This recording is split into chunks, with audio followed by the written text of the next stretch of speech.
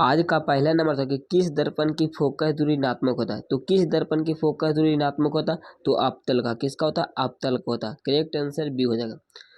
अगला ना हो सकता कि दर्पण की फोकस दूरी एफ और वक्रता त्रिज्या आर में क्या संबंध है? तो एफ और आर में क्या संबंध है? तो एफ बराबर आर बटा टू होता है। क्या? एफ बराबर आर बटा टू होता है। करेक्ट आंसर बी हो जाएगा।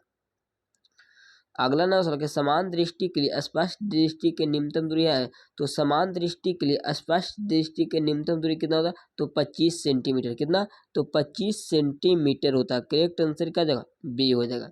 ये सभी दम VVI क्वेश्चन है, तो याद रखिएगा। अगला ना हो कि श्वेत प्रकाश का कौन सा रंग किसी प्रिज्म से गुजरने के पश्चात सबसे कम झुकाव किसका होता है? तो सबसे कम झुकाव किसका होता है? तो लाल का होता है। किसका होता है? लाल का होता है। करेक्ट आंसर सी हो जाएगा। अगला ना कि मानव आँख की रेटिना द्वारा बनाई गई छवि होती है। तो मानव आँख की रेटिना द्वारा बनाई गई छवि कैसा होता है? तो वास्तविक और उल्टा। कैसा होता है? वास्तविक और उल्टा होता है। करेक्ट आंसर बी हो जाएगा। अगला ना होता है कि आकाश का रंग नीला प्रतीत होता है। तो आकाश का रंग नीला प्रतीत क्यों होता है? क्योंकि प्रकाश के प्रकीर्णन के कारण। क्या? प्रकाश के प्रकीर्णन के कारण। करेक्ट आंसर बी हो जाएगा। अगला ना सवाल है कि किस दर्पण से वस्तु का प्रतिबिंब बड़ा बनता है? तो किस दर्पण से वस्तु का प्रतिबिंब बड़ा बनता है? तो अवतल से। किसका होता है? अवतल से। करेक्ट आंसर क्या जाएगा? बी हो जाएगा। अवतल से क्या होता है? वस्तु का प्रतिबिंब बड़ा बनता है। अगला ना हो सकता है निम्नलिखित में से कौन लेंस निकट दृष्टि दोष को ठीक करने के लिए उपयोग किया था? तो निकट दृष्टि दोष को ठीक करने के लिए किसका उपयोग करते हैं? तो अवतल का। किसका? अवतल लेंस का। करेक्ट आंसर सी हो जाएगा। अगला ना हो सकता है निम्नांकित में से कौन उपकरण है जो विद्युत धारा की उपस्थिति को दर्शाता है? तो विद्युत धारा की उपस्थिति को कौन दर्शाता है? तो गैल्वेनोमीटर। क्या? गैल्वेनोमीटर। करेक्ट आंसर ये हो जाएगा। अगला ना हो सकता है दाएं हाथ के अंगूठे के नियम को किसने प्रतिपादित किया था? तो किसने प्रतिपादित किया था? तो मैक्सवेल ने। किसने? मैक्सवेल ने। करेक्ट आंसर डी हो जाएगा। इस सभी दम VVI क्वेश्चन है, तो सभी क्वेश्चन को याद कर लीजिएगा। अगर आप लोग 2025 में एग्जाम देंगे तो ये बहुत ज़्यादा इंपॉर्टेंट हो जाने वाला। तो इस वीडियो को शुरू से अंत तक पूरा जरूर देखिएगा और सभी क्वेश्चन को याद करिए। अगला ना हो कि विभवांतर का SI मात्रक होता है। तो विभवांतर का SI मात्रक क्या होता है? तो बोल्ट होता है। क्या होता है? बोल्ट होता है। करेक्ट आंसर ये हो जाएगा। अगला ना हो सकता निम्नलिखित में से किस संयोजन द्वारा प्रतिरोध का मान बढ़ता है? तो किस संयोजन का द्वारा प्रतिरोध का मान बढ़ता है? तो प्रतिरोध का मान किस में बढ़ता है? तो श्रेणी क्रम में। क्या? श्रेणी क्रम में। अगर पूछेगा कि किस संयोजन द्वारा प्रतिरोध का मान घटता है? तो समांतर क्रम में। याद रखिएगा, ये दोनों एकदम VVI क्वेश्चन है। अगला ना सवाल है कि चुंबकीय बल रेखा की प्रकृति होती है। तो चुंबकीय बल रेखा की प्रकृति कैसा होता है? तो काल्पनिक होता है। कैसा होता है? काल्पनिक होता है। करेक्ट आंसर क्या जाएगा? ये हो जाएगा। अगला ना कि 1 किलोवाट घंटा किसके बराबर होता है? तो 1 किलोवाट घंटा किसके बराबर होता है? तो 3.6 गुने 10⁶ जूल के बराबर होता है। करेक्ट आंसर क्या हो जाएगा? सी हो जाएगा। अगला ना सवाल कि नवकरणीय ऊर्जा स्रोत क्या है? तो नवकरणीय ऊर्जा का स्रोत क्या है? तो नवकरणीय ऊर्जा का स्रोत क्या? तो सौर ऊर्जा। क्या? सौर ऊर्जा। करेक्ट आंसर क्या हो जाएगा? बी हो जाएगा। अगला ना कि कौन सा लेंस का अपसारी लेंस भी कहलाता है? तो कौन सा लेंस अपसारी लेंस भी कहलाता है? तो अवतल। क्या? अवतल क्या कहलाता है? अपसारी कहलाता है। करेक्ट आंसर ये हो जाएगा। अगला ना कि प्रकाश का प्राथमिक वर्ण कौन है? तो प्रकाश का प्राथमिक वर्ण कौन है? तो उपयुक्त सभी को हो जाएगा। उपयुक्त सभी हो जाएगा। करेक्ट आंसर डी हो जाएगा। अगला ना होता कि निम्नलिखित में से कौन नेत्र का रंगीन भाग होता है? तो नेत्र का रंगीन भाग कौन होता है? तो आइरिस। क्या होता है? आइरिस होता है। करेक्ट आंसर डी हो जाएगा। अगला कि 1 HP बराबर होता है। तो 1 HP बराबर क्या होता है? तो 746 वाट। कितना होता है? 746 वाट होता है। करेक्ट आंसर ये हो जाएगा। अगला कि विशालक शीशा मैग्नीफाई ग्लास होता है। तो विशालक शीशा मैग्नीफाई ग्लास होता है। तो किसका होता है? उत्तल लेंस का। किसका होता है? उत्तल लेंस का होता है। करेक्ट आंसर क्या जाएगा? बी हो जाएगा।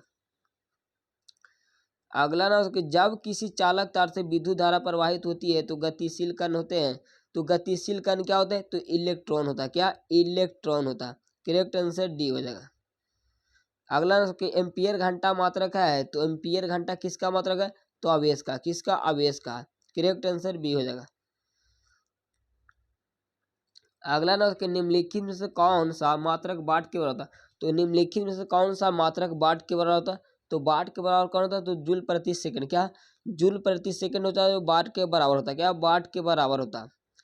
अगला ना कि विद्युत धारा का मात्रक है। तो विद्युत धारा का मात्रा क्या होता, तो एम्पियर होता, क्या होता, एम्पियर होता। करेक्ट आंसर ये हो जाएगा।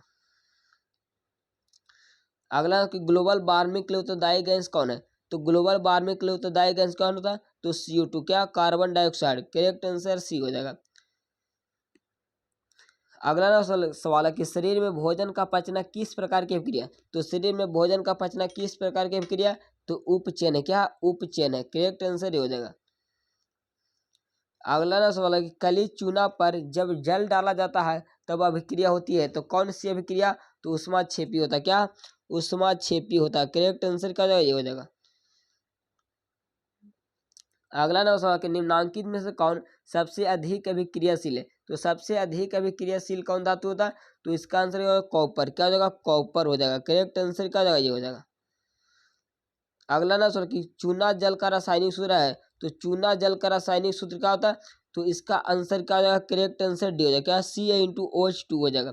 करेक्ट आंसर डी हो जाएगा।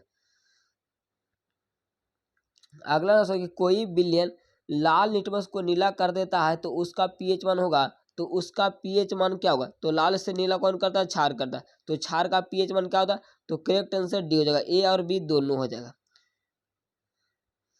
अगला ना कि एल्काइन में कार्बन कार्बन कार्बन कार्बन के बीच कितने सहसंयोजक बंधन होते हैं, तो कितने सहसंयोजक बंधन होते हैं, तो एल्काइन में कितने सहसंयोजक बंधन होते हैं, तो 3 होता है। कितना होता है, 3 होता है। करेक्ट आंसर सी हो जाएगा। अगला कि ग्लूकोज का आणविक सूत्र क्या है, तो ग्लूकोज का आणविक सूत्र क्या होता है, तो C6H12O6 होता है। तो करेक्ट आंसर ये हो जाएगा। अगला ना कि उच्च बसीय अम्लों से सोडियम लवण कहलाते हैं, तो उच्च बसीय अम्लों के सोडियम लवण कहलाते हैं, तो सोडियम लवण क्या कहलाते हैं, तो साबुन, क्या कहलाते हैं, साबुन कहलाते हैं। अगला ना कि CHO अभिक्रियाशील मूलक को क्या कहते हैं, तो CHO अभिक्रियाशील मूलक को क्या कहते हैं, तो एल्डिहाइड कहते हैं, क्या, एल्डिहाइड कहते हैं। करेक्ट आंसर ये हो जाएगा। अगला ना कि वर्त सारणी के किसी वर्त में बाएं से दाएं जाने पर तत्वों की परमाणु त्रिज्या क्या होता है, तो तत्वों का परमाणु त्रिज्या क्या होता है, तो घटती है, क्या, घटती है। करेक्ट आंसर ये हो जाएगा। अगला ना कि निम्नांकित तत्वों में से उसके अधातु गुण के अनुसार बढ़ते क्रम में सजाई, तो बताना कि बढ़ते क्रम में सजाना, तो इसका आंसर क्या जाएगा, तो करेक्ट आंसर क्या जाएगा, बी हो जाएगा। अगला ना कि सिलिकन क्या है, तो सिलिकन क्या है जी, तो सिलिकन उपधातु है, क्या, उपधातु है। करेक्ट आंसर सी हो जाएगा। अगला ना कि निम्नांकित में से कौन विद्युत धनात्मक तत्व है, तो विद्युत धनात्मक तत्व कौन होता है, तो सोडियम, क्या, विद्युत धनात्मक तत्व कौन है, सोडियम। करेक्ट आंसर ये हो जाएगा। अगला ना सवाल कि टिहरी बांध का निर्माण किस प्रदेश में किया गया, तो टिहरी बांध का निर्माण किस प्रदेश में किया गया, तो उत्तराखंड में, कहा, उत्तराखंड में किया गया। करेक्ट आंसर क्या जाएगा, बी हो जाएगा। अगला ना हो सकता निम्नांकित में से किस धातु को क्रोसिन में डुबोकर रखते हैं, तो क्रोसिन में डुबाकर किसको रखते हैं, कौन ऐसा धातु है जो क्रोसिन में डुबाकर रखते हैं, तो सोडियम को, किसको, सोडियम को। करेक्ट आंसर बी हो जाएगा। अगला कि अपमार्जक से बनाए जाते हैं, तो अपमार्जक से क्या बनाते हैं, तो Surf Excel, shampoo, easy Surf, उपयुक्त सभी, क्या, उपयुक्त सभी बनाए थे। करेक्ट आंसर डी हो जाएगा। अगला नंबर बताओ कि सौर सेल में किसका उपयोग होता है, तो सौर सेल में किसका उपयोग होता है, तो सिलिकॉन का, किसका, तो सिलिकॉन का उपयोग होता है। करेक्ट आंसर क्या जाएगा, बी हो जाएगा। अगला ना कि निम्नलिखित में से किसका खाना बनाने वाला उपयोग में नहीं किया था, तो निम्नलिखित में से किसका उपयोग खाना बनाने वाले ईंधन में नहीं होता, तो खाना बनाने वाला ईंधन में नहीं होता, तो CNG का, क्या, CNG का उपयोग नहीं होता। करेक्ट आंसर हो जाएगा। तो CNG का उपयोग कहाँ करते हैं, तो वाहनों में। अगला ना सवाल कि ये दिया गया समीकरण है किस प्रकार की समीकरण, तो किस प्रकार की समीकरण है, तो ऑक्सीकरण, क्या, ऑक्सीकरण अभिक्रिया। करेक्ट आंसर हो जाएगा। अगला ना होता है कि निम्नलिखित में से कौन सा समीकरण संतुलित नहीं है, तो कौन सा समीकरण है जो संतुलित नहीं है, तो इसका आंसर, करेक्ट आंसर क्या जाएगा, बी हो जाएगा। करेक्ट आंसर बी, संतुलित नहीं है। ठीक है, याद रखिएगा। अगला नाम सर उदासीन विलयन का pH मान है, तो बताना कि उदासीन विलयन का pH मान कितना होता है, तो 7 के बराबर, क्या होता है, 7 के बराबर होता है। करेक्ट आंसर ये हो जाएगा। अगला नाम है निम्नांकित में कौन दुर्बल अम्ल है, तो निम्नांकित में से कौन दुर्बल अम्ल है, तो इसका आंसर, करेक्ट आंसर क्या हो जाएगा, सी हो जाएगा। CH3COOH हो जाएगा। करेक्ट आंसर सी हो जाएगा। अगला नाम कि क्रायोलाइट यस क्या है, तो बताना कि क्रायोलाइट का यस क्या होता है, एल्युमिनियम, क्या होता है, एल्युमिनियम होता है। करेक्ट आंसर क्या हो जाएगा, डी हो जाएगा। अगला कि पोटेशियम के परमाणु संख्या है, तो बताना कि पोटेशियम का परमाणु संख्या कितना होता है, तो पोटेशियम का परमाणु संख्या 19 होता है। कितना होता है, 19 होता है। करेक्ट आंसर बी हो जाएगा। अगला कि फॉर्मिक अम्ल का आईयूपीएसी नेम क्या था, तो फॉर्मिक अम्ल का आईयूपीएसी नेम क्या था, तो मीथेनोइक अम्ल। क्या, मीथेनोइक अम्ल होता है। करेक्ट आंसर क्या हो जाएगा, ये हो जाएगा। तो आज का वीडियो आप लोग का कैसा लगा, आप लोग कमेंट बॉक्स में देगा। इस वीडियो को आप लोग ज़्यादा से ज़्यादा दोस्तों के पास शेयर कीजिएगा। तो आज के लिए इतने ही। जय हिंद, वंदे मातरम।